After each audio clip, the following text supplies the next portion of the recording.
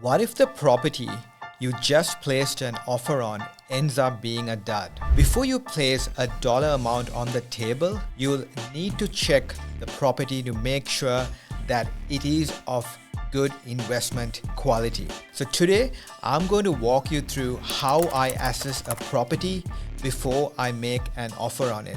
So if you're someone who wants to learn about what you need to check before placing an offer on a property, then this video is for you. Hi, my name is Jadu Srikandan. I'm a buyer's agent for property investors, and I buy properties all around the country using a data-driven approach. So if you want to work with me, then go to my website, propertyframeworkbuyersagency.com.au, and book a session with me there. So today I'm going to analyze a property in Ballarat, which is in Victoria, because I've already looked at the macro and the micro fundamentals of Ballarat and found that it was worthy to look at it closer. So today I'm going to break down a property and then tell you how much you should offer for it potentially and whether it's a good quality investment or not. So let's get into this. So I'm going to look at the suburb of Wendouree in Ballarat. So I have a property that has just gone under offer. This is number 20 Langham Road in Wendouree, okay? So it's a 3-bedroom, 1-bathroom on a 615 meter square block. Now, before I go and assess the property, I want to make sure that Wendouree stacks up from a data point of view. So let's go and have a quick look at how this suburb looks like, okay? So this is data from Suburbs Finder. So I have data from September 2019 all the way till now. So the dark blue line is Wendouree, the light blue is another suburb in Ballarat. So you can see Wendouree was peaked around May 2022 and then since then has been dropping, right? It's dropped about 5 to 10%. It's a market that had been declining over the last 2 to 3 years. Prior to 2022, of course, it was rising in value, and over the last 5 years, it's done around 30 to 40% in growth, right? So we are buying in a stagnating market. We want to make sure that, there's signs to show that this market is turning. So we want to check the sales pressure and we want to check the rental pressure. Okay, let's look at the sales days on market. So the dark blue line, you can see it's increasing and then stabilizing after January 2024. So that's a good sign. So sales days on market is starting to stabilize for Wendouree. It's around 40 days, which is a sign of a healthy market. Let's look at the sales listing for houses. Now I can see for Wendouree 99 listings around January 2024, but that has been rapidly declining over the year, and currently we are sitting at around 29 listings, so a drop from 99 listings. Okay, if I look at the inventory, another important indicator, I can see that inventory was high, around 7.6 months of inventory in November 2023 last year, but that has been slowly and steadily declining, and now we are sitting at close to 1.5 months of inventory. So clearly there are signs showing that this market is turning. Okay, if I want to check the rental demand, I go to this indicator called the vacancy rate and I check the vacancy rate for Wendouree. So it's 1%, which implies a very, very tight rental market. What this means is that if there are 100 rental properties available in Wendouree, only one is vacant at any given time. So a very tight rental market, which means that your property is going to be rented out immediately. So from a sales pressure, it looks good. The market is clearly turning. And from a rental perspective also, it looks very tight. The suburb, from a data perspective, meets the required criteria. Now let's go into the property itself. Now I can see this straight away. I can see it's a standard brick and tile home. The house most likely would be on concrete stumps like most houses in Ballarat. So this is already under offer. I don't know how much it went for, but I'm just going to assess this to see how it is. So I want to look first of all the condition of the property, like the condition of the kitchen, condition of the bathrooms, what kind of renovation has been done, what's the extent of the renovation that has been done, and also a look at the floor plans to see if it looks good. Okay, now immediately I can see that the carpets look tidy. Painting has been done recently on this property. There is a split system here. The kitchen looks neat and tidy, not too modern but not too old either. There has been some kind of upgrades in the kitchen. I can see that the bathroom looks good.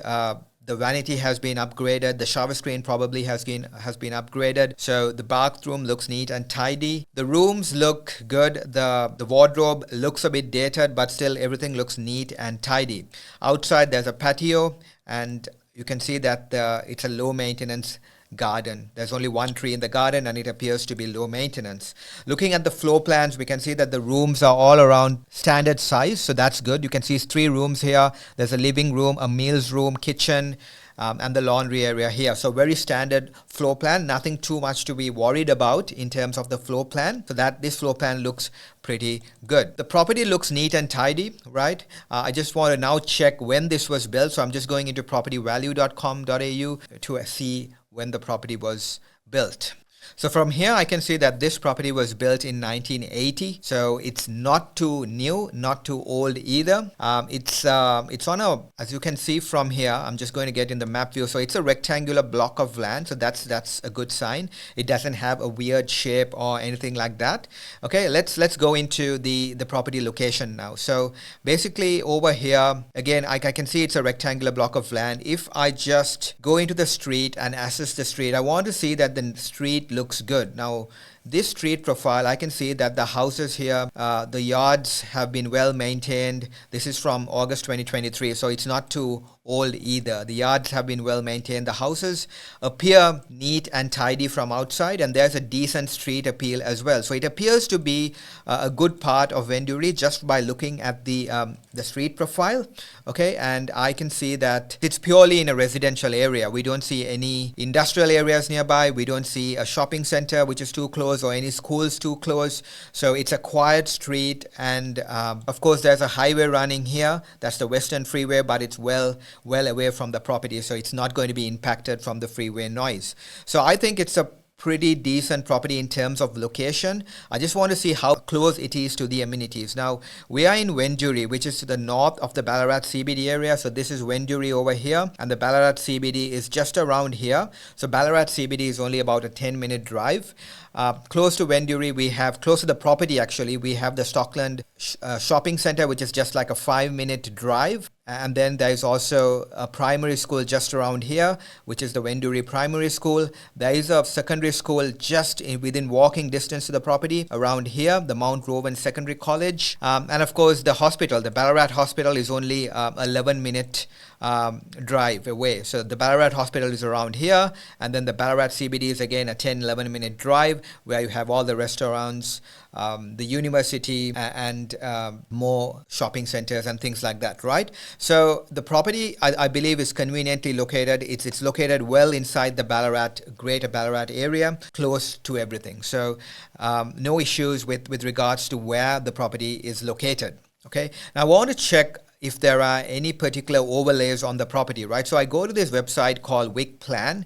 So this is basically to check if there are any overlays like a flood overlay or a bushfire overlay, a heritage overlay, or anything that can impact the property. So I go to this website called mapshare.wick.gov.au, and I type in the property address 20 Langham Road, Venduri, and immediately I can see here it's in a general residential zone. So that's good. And if there were any overlays, that would appear here, but from here I can see that there are no overlays, right? So it's clean of any overlays, right? So it's in a standard residential zone without any overlays. So that's a good thing. After this, I want to check the pocket in which the property is located. Now, is it in a good part of Venduri? Now, Venduri itself is a suburb where you can find properties around that 450 to 500,000. So it's an entry-level kind of suburb in the Ballarat region. It is kind of a blue-collar area, a bit of a lower socio area as well, but there are good pockets inside Venduri too. So that's why I'm assessing the location where this property is located. So I go to this website called OpenStats. You can see the website here. Go to this website called OpenStat, key in the property address, and check this pocket of the property. And I can see there are 76% owner-occupiers, 23% renters, and 0% public housing. So no public housing basically,